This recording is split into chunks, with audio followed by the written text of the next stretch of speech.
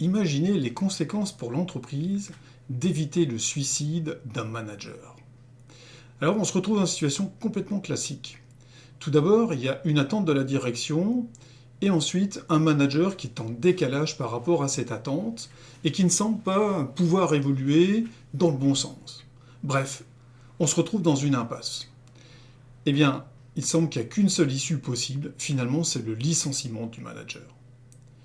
Mais heureusement, finalement, la direction n'a pas dit son dernier mot et elle fait appel à un facilitateur externe. Et cela pour deux raisons principales. La première, c'est d'avoir un regard neutre et systémique, de pouvoir regarder l'intégralité de la situation pour comprendre ce qui se passe, ce qui se joue, plutôt que de rester sur un blocage. Et le deuxième aspect, qui est un aspect important, c'est que le facilitateur, lui, il a un rôle éphémère. Éphémère dans le sens où, lorsque les actions sont décidées, sont mises en place, eh bien le facilitateur, il disparaît. Et avec lui, ce qui disparaît, c'est une certaine forme de mémoire de toute la difficulté. Ça permet une chose extraordinaire. Ça permet, en fait, au manager de se confier à une personne, notamment sur ce qui le touche lui, sur ce qui est personnel, mais aussi ses croyances, en fait, tous ses freins. Ce qui aurait été beaucoup plus difficile à faire avec un mentor interne, par exemple, parce que le mentor, lui, il est encore là. Et ça veut dire que même que lorsque tout est rentré dans l'ordre, eh bien le manager, lorsqu'il croise ce mentor, quelque part, ça lui renvoie les difficultés auxquelles il a fait face.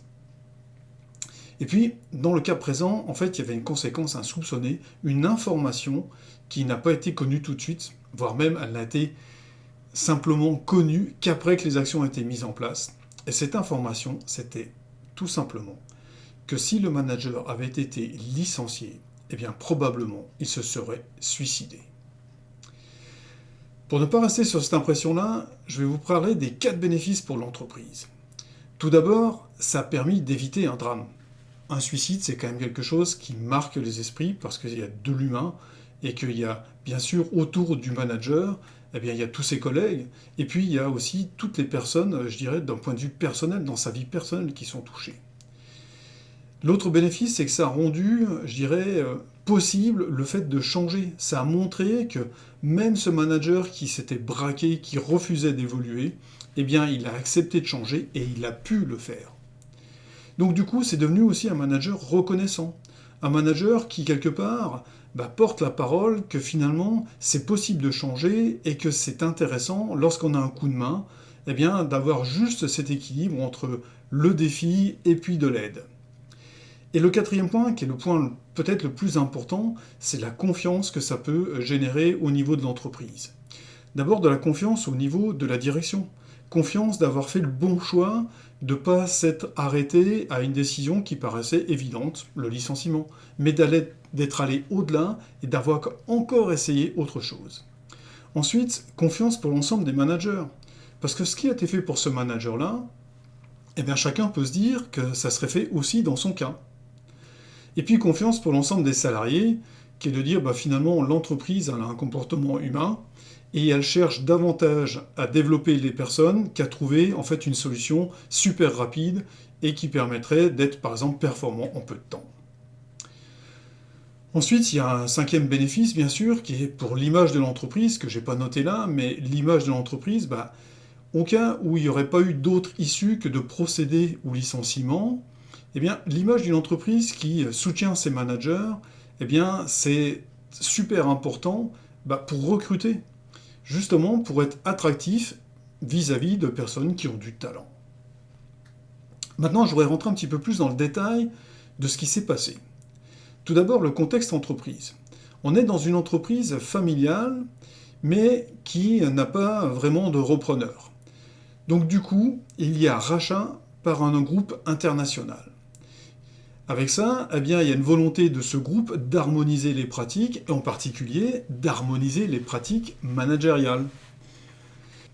Les attentes vis-à-vis du manager, eh bien, c'est simplement d'avoir un management actuel, parce que ce qu'il faut savoir, c'est que ce manager, appelons-le Charles, eh bien, il est le responsable de l'équipe de nuit, donc il ne travaille que de nuit avec des gens qui ne travaillent que de nuit.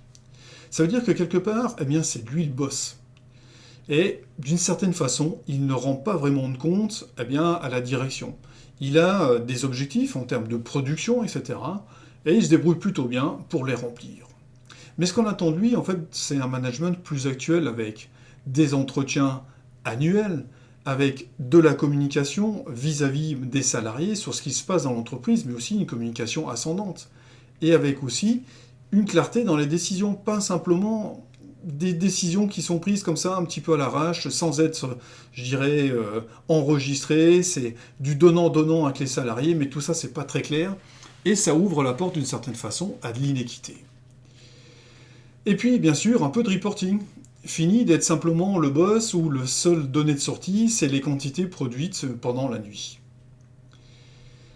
Les freins du manager, eh bien, simplement, lui, il a un petit peu d'âge, parce que ce manager-là, il a 25 ans d'expérience dans l'entreprise, il a plus de 45 ans, et comparé à ses collègues qui font le même job, mais en journée, il est nettement plus âgé. Ce qui veut dire que la formation qu'il a suivie en même temps que ses deux collègues de jour, elle a été beaucoup trop rapide pour lui. Il n'avait pas le même rythme, en fait, que ses collègues. Donc du coup, son image vis-à-vis des collègues, elle risque d'en prendre un coup. Et alors, il va adopter une attitude, un comportement qui est celui du coq qui monte sur ses ergots. Et en fait, il dit assez souvent, « Vous n'allez pas m'apprendre à faire mon métier. » Eh bien, en clair, quand lui, il prend en compte que finalement, les attentes sont des attentes de production, de productivité. Il ne comprend pas pourquoi on veut lui faire changer sa façon d'être alors qu'il tient ses objectifs. Il a du mal finalement vis-à-vis de ce qu'on lui demande en termes de pratique managériale et il ne comprend pas le sens de ce qu'on lui demande parce que pour lui, la seule chose qui compte, c'est la production. Donc du coup, pour ne pas avoir une perte d'image vis-à-vis de ses collègues, il joue les gros bras et il résiste. Un secret de ce manager, c'est que dans sa famille, et c'est une grosse fratrie, puisqu'ils sont 7, il est le seul enfant à avoir réussi, à avoir une carrière, à avoir un métier, à ramener de l'argent dans la famille. Et pour lui, le licenciement, ça aurait été un échec, ça aurait été insupportable. Et donc, s'il avait été licencié, après coup, il se disait que sans doute, il serait allé jusqu'au suicide. La solution, en fait, qui a été adoptée, ça a été une formation individuelle, une formation adaptée à Charles, juste pour lui, pas avec ses collègues, donc il n'est pas dans une sorte de compétition, d'émulation avec ses collègues, parce que lui, ça ne lui va pas du tout. Mais c'est aussi une formation étape par étape. En fait, plutôt que de lui livrer toutes les attentes, c'est de progresser petit à petit pour qu'il implémente, morceau par morceau, les pratiques managériales qu'on veut lui voir mettre en place. Et ça change vraiment tout. Voilà, maintenant je vous donne rendez-vous la semaine prochaine pour un nouveau sujet qui est justement de savoir repérer un manager qui est en difficulté.